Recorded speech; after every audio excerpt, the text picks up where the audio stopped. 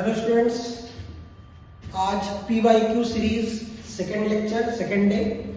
PYQ series कल भी मैंने आपको बताया था, लास्ट वाले में बताया है कि ये जो सीरीज हम लेके चल रहे हैं SSC JEE प्री मेंस, आपका जो DSSB का एग्जाम है, DDA का एग्जाम है, जितने भी एग्जाम है, HPCL के एग्जाम है, JEE और AE के, हम सारे एग्जाम को कवर करते हुए ये सीरीज स्टार्ट किए हैं, जिसमें आज ये सेकेंड है, जिसमें कल भी मैंने 10 क्वेश्चन डिस्कस किए थे और आज हम अगले क्वेश्चन की तरफ चल रहे हैं, जिसमें पहला क्वेश्चन आपके सामने सर्किट थ्योरी की स्क्रीन पर है। देखेंगे सर्किट थ्योरी का क्वेश्चन क्या है हमारे पास कि एक लीनियर नेटवर्क हमें दे रखा है। क्वेश्चन आपके सामने है, क्वेश्चन को पढ़िए, क्वेश्चन को पढ़ने के बाद वीडियो को पॉज कीजिए, क्वेश्चन को समझिए, क्वेश्चन को सॉल्व कीजिए और फिर मेरे बताए हुए आंसर से आप मैच कीजिए कि आपका आंसर सही है या गलत है। ठीक है, तो सबसे पहले हमारे पास क्वेश्चन है, यहाँ पर एक नेटवर्क दे रखा है बच्चा हमें, जिस नेटवर्क के बारे में रहा है कि लीनियर और रेजिस्टिव नेटवर्क है, मतलब इस नेटवर्क में सिर्फ और सिर्फ रेजिस्टेंस है। इसमें दो करंट सोर्स लगे हुए हैं, एक I1 और एक I2, और एक वोल्टेज Vx के बारे में आपसे पूछा जा रहा है। कुछ कंडीशंस क्वेश्चन में दिए हुए हैं, जिसमें हमारे पास पहला कंडीशन है कि अगर करंट I1 8 एम्पियर है, I2 12 एम्पियर है, तो Vx कितना दे रखा है 80 वोल्ट। ये पहला कंडीशन हमारे पास है। दूसरा जो कंडीशन, ये फर्स्ट कंडीशन हो गया सर जो एग्जाम में क्वेश्चन में दे रखा है। दूसरा कंडीशन हमारे पास ये दे रखा है कि अगर हम I1 को अगर हम -8 एम्पियर रखते हैं और I2 को 4 एम्पियर रखते हैं, तो Vx कितना हो जा रहा है 0। तो अब आपसे पूछा जा रहा है थर्ड क्वेश्चन, ये हमारे लिए क्वेश्चन बना। क्वेश्चन में पूछा जा रहा है कि अगर हम I1 I2 को 20 एम्पियर कर दें तो Vx कितना होगा। ये दो कंडीशन दे रखे हैं और तीसरा आपसे पूछा जा रहा है। ठीक है, तो पहले आप इसको खुद से सॉल्व करने की कोशिश करेंगे, उसके बाद आप इसके आगे का मेरा आंसर को आप चेक करेंगे। ठीक है, तो हम इसको सॉल्व करते बच्चा क्या हमारे पास बोला गया है और क्या निकालना है। सबसे पहले क्वेश्चन में एक हिंट किया गया है कि इस नेटवर्क के अंदर सिर्फ और सिर्फ क्या है, रेजिस्टर है, और हमारे पास दो सोर्स लगे हुए हैं I1 और I2, और यहाँ पर एक Vx है, तो दो मल्टीपल सोर्स है और एक वोल्टेज है, तो हम इसमें सुपरपोजिशन का कॉन्सेप्ट लगा रहे हैं। सुपरपोजिशन जब हम कहते हैं एक सोर्स की वजह से निकालिए, दूसरे को हटा करके, फिर दूसरे की वजह से निकालिए, एक को हटा करके, और फिर दोनों को जोड़ दीजिए। तो पहले मैं ये Vx इसकी वजह से निकाल रहा हूँ, करंट सोर्स की वजह से, फिर मैं ये Vx I2 की वजह से निकालता हूँ। एक करंट सोर्स को रखना होता है तो आपको पता है, दूसरा करंट सोर्स को हटाने के लिए हम क्या करते हैं, ओपन सर्किट, और वोल्टेज सोर्स को हटाने के लिए क्या करते हैं, शॉर्ट सर्किट। ये सुपरपोजिशन का बेसिक कॉन्सेप्ट है। करंट ओपन होगा, वोल्टेज शॉर्ट होगा। तो यहाँ पर अगर मैं उस करंट सोर्स को I2 को नेग्लेक्ट कर दूं, मतलब मैं यहाँ सॉल्व कर रहा हूँ, सॉल्यूशन पर आते हैं। अगर हमने I2 को अगर 0 ले लिया तो हमारा जो पहला वोल्टेज Vx1 में लिख रहा हूँ वो हमारा हो गया I1 R1, मतलब ये करंट और इसके अंदर का रेजिस्टेंस क्या ले लिया हमने, R1, उसको हमने नेग्लेक्ट कर दिया। सिमिलरली अगर मैं I1 को 0 ले लूं तो हमारा जो वोल्टेज Vx2 बन रहा है वो क्या बन रहा है, तो हमारा बन रहा है I2 R2। देखिए जब इसको रखा तो रेजिस्टेंस अंदर का R1, इसको लेकर के resistance R2, I1 R1, I2 R2। ठीक है, सुपरपोजिशन का कॉन्सेप्ट लगा रहा हूं, कोई बड़ी चीज नहीं है, बस अंतर यह है कि बॉक्स के अंदर का सर्किट आपको नहीं दिया गया है। क्लियर है, तो दो इक्वेशन हमारे पास बन गए। तो टोटल वोल्टेज अगर हम निकालेंगे Vx, तो वो कितना हो जाएगा, Vx1 प्लस Vx2।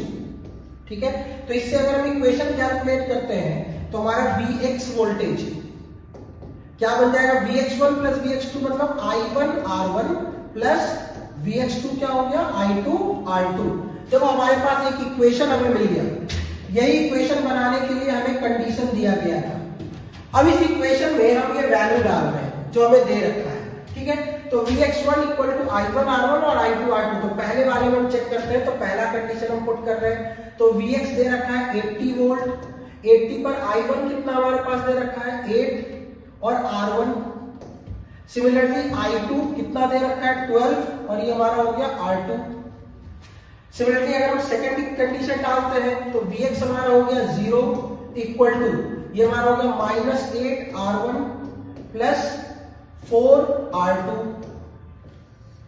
ठीक है, इसको सॉल्व करेंगे, माइनस प्लस माइनस, ये हमारा कैंसिल आउट हो गया, नहीं सॉरी कैंसिल आउट नहीं होगा, साइन चेंज हो गया।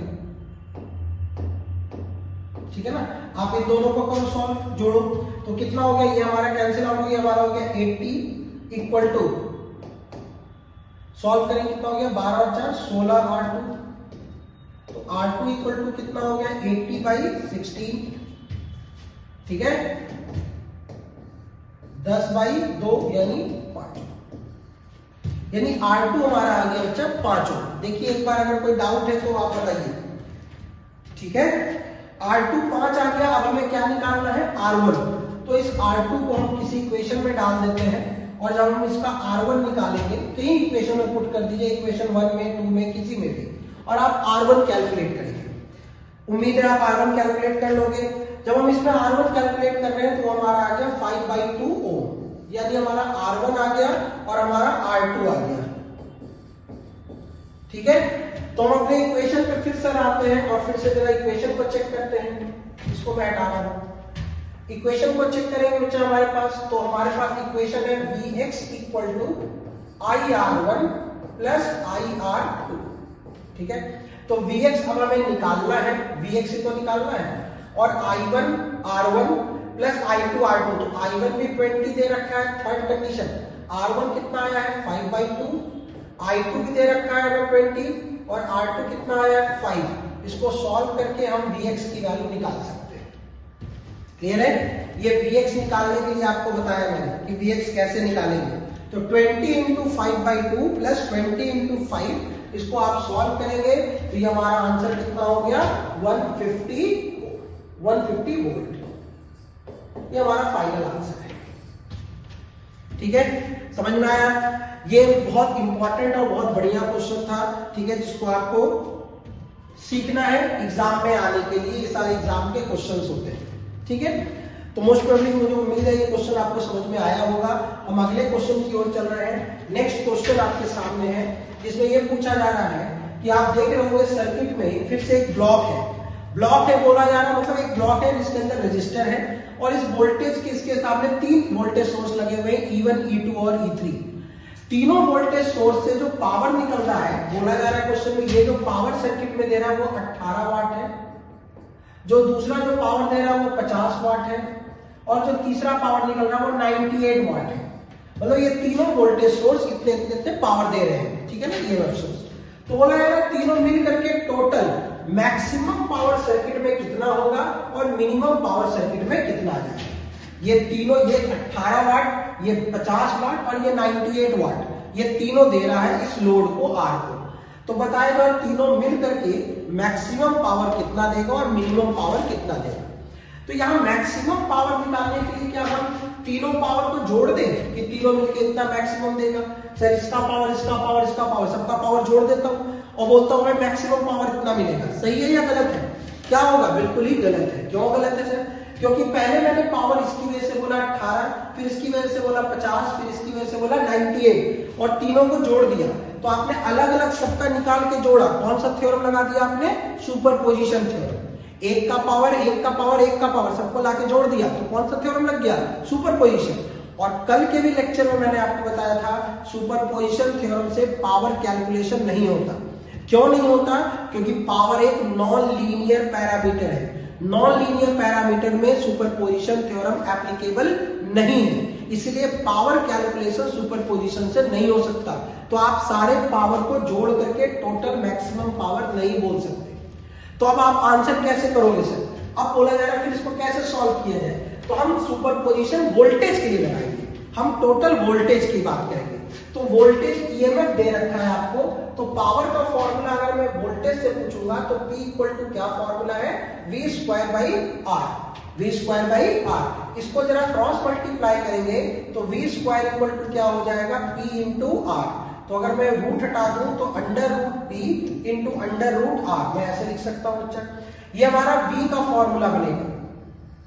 अगर मेरे को बोला जाए वहां पर मैक्सिमम पावर बताइए, मैक्सिमम वोल्टेज बताइए, अगर ये 3 वोल्टेज है तो मैक्सिमम वोल्टेज कितना मिलेगा? तो मैं ये तो बोल सकता हूँ ना sir, maximum voltage equal to मुझे मिलेगा V1 plus V2 plus V3।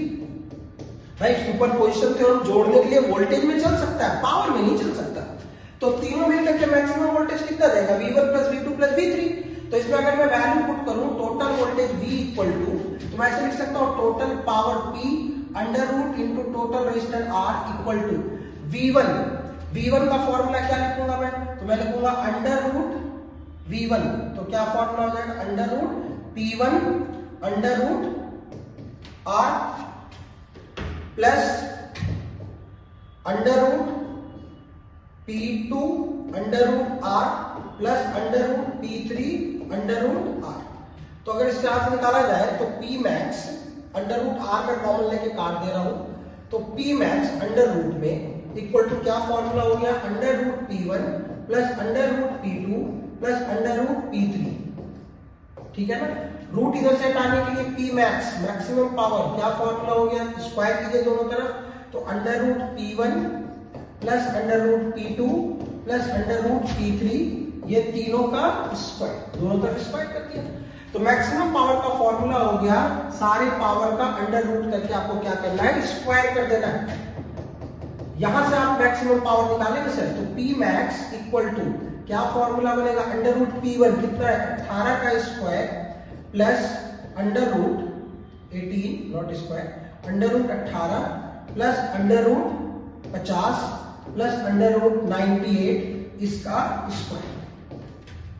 इसको सॉल्व करके आपको क्या मिलेगा, मैक्सिमम पावर। क्या मिलेगा, मैक्सिमम पावर। क्लियर है। तो मैक्सिमम पावर अगर मैं यहां से कैलकुलेट करने के लिए आपको बोलूं तो आप कैलकुलेट करके मुझे बताएंगे कि ये तीनों मिलकर के मैक्सिमम पावर कितना आ रहा है। देखो एसएससी जेई में भी अब आपको कैलकुलेटर मिलता है, तो ये सब चीजें कि नहीं, ये कैलकुलेटर नहीं था। ठीक है।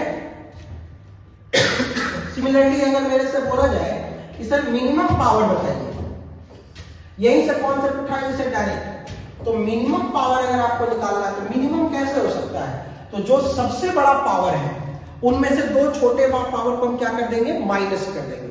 जो सबसे बड़ा है और जो दो उसके अलावा जो दो छोटे छोटे, उन दोनों छोटे वालों को जोड़ दो और बड़े वाले से क्या कर दो, माइनस कर दो, तो वो मिनिमम हो जाएगा। तो मिनिमम के लिए हम क्या करेंगे, इसी फॉर्मूले को लगा रहा हूं, अंडर रूट सबसे बड़ा पावर कौन सा, P3 प्लस माइनस क्या करेंगे, under root P2 minus under root P1। सबसे बड़े पावर में से दो छोटे पावर को हमने क्या कर दिया है, माइनस कर दिया है।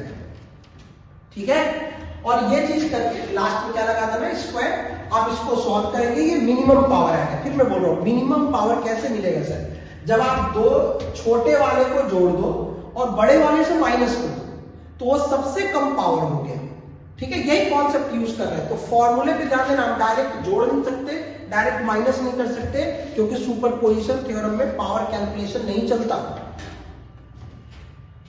क्लियर है। ये दोनों का आंसर आप कमेंट करके मुझे बताएंगे कि मैक्सिमम कितना आया और मिनिमम कितना आ रहा है। ठीक है ना। कल भी कुछ लोगों ने कमेंट करके बताया था, बहुत बढ़िया रिस्पॉन्स था। आज का भी ये आपके लिए क्वेश्चन है कि इसमें आपका बेस्ट आंसर क्या आएगा। ठीक है, क्लियर है सर सबको। अगले क्वेश्चन की ओर चलते हैं। अगर किसी क्वेश्चन में आपको डाउट लगे, आपको लगे एक बार फिर से रिपीटेशन की जरूरत है, तो आप कमेंट में करना, मैं उस क्वेश्चन को नेक्स्ट वीडियो में फिर से डिस्कस कर दूंगा। ठीक है, जिनको अगर कभी किसी को प्रॉब्लम लगती है तो। चलिए नेक्स्ट क्वेश्चन पर आते हैं सर। नेक्स्ट क्वेश्चन आपका थेवेनिन से रिलेटेड है, बट इसमें डिपेंडेंट सोर्स है। एक सर्किट आपके सामने दिया गया है और इस सर्किट में आपसे बोला जा रहा है कि आप VOC ओपन सर्किट वोल्टेज और R इक्विवेलेंट, ये जो A और B टर्मिनल है, इसके क्रॉस आपसे ओपन सर्किट वोल्टेज VOC यानी VTH और R इक्विवेलेंट पूछा जा रहा है कि कितना होगा। तो सबसे पहले हम R इक्विवेलेंट कैलकुलेट कर रहे हैं। वीडियो को पॉज करेंगे और कैलकुलेट करेंगे और फिर मिलाएंगे सर। ठीक है। R इक्विवेलेंट कैसे निकाला जाता है, R इक्विवेलेंट निकालने के लिए करंट सोर्स को ओपन करना है और वोल्टेज सोर्स को शॉर्ट करना है और डिपेंडेंट को एज इट इज रहने देना है, जैसे है वैसे। तो चलिए हम शुरू करते हैं। तो हमने करंट सोर्स को क्या कर दिया, ओपन कर दिया 1 एम्पियर को, और ये हमारा हो गया 5 ओम। सर जैसे आप इस करंट सोर्स को ओपन करेंगे, यहाँ क्वेश्चन में यहाँ पर लिखा हुआ है I1, ठीक है ना। क्वेश्चन में डिपेंडेंट सोर्स में I1 छूटा हुआ था, वो मैंने I1 यहाँ नहीं है, I1 ये करंट है, I1 आपका जो करंट है वो ये है, ठीक है ना। डिपेंडेंट सोर्स है ना 0.5 I1 का, ठीक है। तो अब यहां पर आप देखेंगे मैंने क्या किया, मैंने करंट सोर्स को ओपन कर दिया। Dependent source as it is रहता है, जैसे है वैसे रहेगा, ये नहीं बदलता, 0.5 I1। और ये हमारा हो गया आर इक्विवेलेंट, यहीं से तो हमें निकालना है आर इक्विवेलेंट बच्चे। ये हमारा सर्किट कुछ ये है, और वोल्टेज सोर्स को क्या कर देते हैं शॉर्ट। ये हमारा हो गया 5 ओम। अब आप देख रहे होंगे कि ये सर्किट हमारा यहाँ से ओपन है, तो ये तो डिपेंडेंट सोर्स बिल्कुल अलग हो गया। तो अगर इस सर्किट को आप ड्रॉ करेंगे तो सर्किट आपको ऐसे दिखेगा 5 ओम, ये हमारा हो गया आर इक्विवेलेंट, और ये इधर वाला 5 ओम। चेक करेंगे आर इक्विवेलेंट यहाँ से है, इसका मतलब ये 5 और 5 किस में लगे हुए, एक इधर से और एक इधर से, तो 5 और 5 किस में लगे हुए, पैरेलल में। तो आर इक्विवेलेंट हमारा कितना हो गया 5 पैरेलल में 5, तो आंसर हो गया 2.5 ओम। क्लियर है? ये आर इक्विवेलेंट निकाला हमने, ये आर इक्विवेलेंट निकालने का तरीका है आपका। ठीक है, अब हमें क्या निकालना है, वीओसी। क्या निकालना है, VOC, open circuit voltage. R equivalent clear है, मैं आर इक्विवेलेंट हटा रहा हूं यहां से। अब वीओसी ओपन सर्किट वोल्टेज का गेम खेलना है। फिर रिपीट कर रहा हूं, equivalent resistance, Thevenin resistance, Norton resistance निकालते समय वोल्टेज सोर्स शॉर्ट होगा, current source, voltage source 10 volt short हो गया, करंट सोर्स ओपन होगा, डिपेंडेंट एज इट इज रहेगा, जैसे है वैसे, और तब आपको आर इक्विवेलेंट निकालना है। क्लियर है यहां तक मेरी बात? अब बात करते हैं वीओसी निकालने का process. Open circuit voltage VOC कैसे निकाला जाए? तो सर उसको निकालने के लिए मैं यहाँ पर भूल आप कुछ भी लगा सकता हूँ, मैं केसीएल लगा रहा हूँ, नोडल एनालिसिस। यहाँ का वोल्टेज वीओसी बोले तो ये वोल्टेज है वीओसी, ये वोल्टेज आपको निकालना है। इधर से आपको दिख रहा है 1 एम्पियर आ रहा है, दिख रहा है 1 एम्पियर। ये करंट मैं मान लेता हूँ I1, और ये करंट I1 ये है, इसको मैं मान लेता हूँ IX। तो मैं क्या लिखूंगा, इनकमिंग करंट कितना हो गया 1, आउटगोइंग करंट क्या हो गया IX प्लस I1। तो 1 इक्वल टू IX क्या इक्वेशन हमारा बनेगा, VOC अपॉन 5, और I1 क्या बनेगा, VOC माइनस 10/5।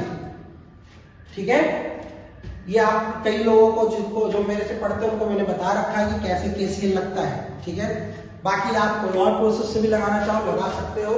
ये हमारा इक्वेशन बना, ये incoming current 1, outgoing current IX और I1, दोनों इक्वेशन आपके सामने है। इसको आपको सॉल्व करके VOC निकालना है।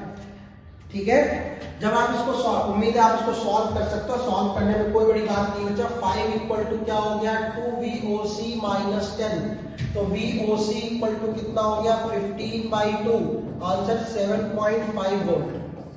तो इसका आंसर हो गया 7.5 वोल्ट। ये VOC निकालने का तरीका आपको मैंने बताया। ठीक है, ये जितने क्वेश्चन करा रहा हूं सारे क्वेश्चन किसी न किसी एग्जाम में आए हुए हैं। ठीक है, और इस टाइप के क्वेश्चन अब एग्जाम में आते हैं तो आप ये सारे क्वेश्चन की प्रैक्टिस कीजिए। थेवेनिन का क्वेश्चन हमने किया, सुपरपोजिशन का थ्योरम हमने किया, डिपेंडेंट सोर्स के क्वेश्चन हमने किए। नेक्स्ट क्वेश्चन पर आ रहा हूं मैं आपके पास। ठीक है, नेक्स्ट क्वेश्चन आपको मैं ये स्क्रीन पर आपके लिए आर इक्विवेलेंट निकालने का मैं क्वेश्चन आपके लिए ड्रॉ कर रहा हूं, जिसमें आपको आर इक्विवेलेंट निकाल के देना है। ठीक है, और ये आपके लिए एक होमवर्क है, इक्विवेलेंट रेजिस्टेंस निकालना है आपको।